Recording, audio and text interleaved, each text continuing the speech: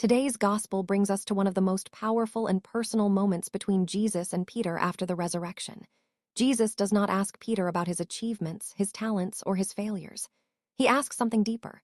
Simon, son of John, do you love me? 3 times Jesus asks this question. 3 times Peter responds. And 3 times Jesus gives him a mission.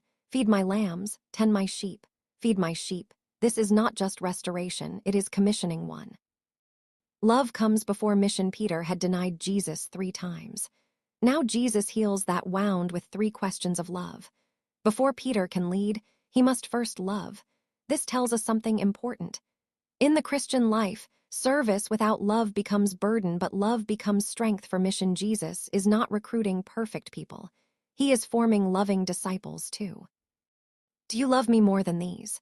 Jesus asks Peter if he loves him more than these, meaning the boat, the nets, the old life, and even the approval of others. We are also asked this question. Do you love Jesus more than comfort, more than popularity, more than your own plans? Because discipleship always requires priority change. 3.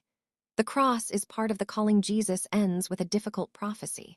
When you grow old, someone else will lead you where you do not want to go. This shows Peter that love for Christ is not always easy. It leads to sacrifice. Tradition tells us Peter would eventually die for his faith.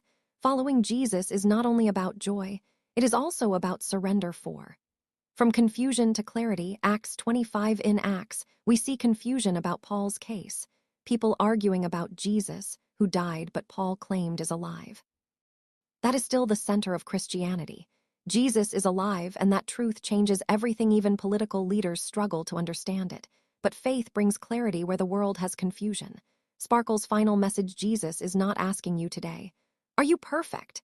He is asking, do you love me?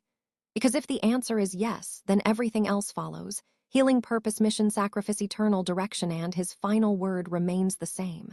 Follow me.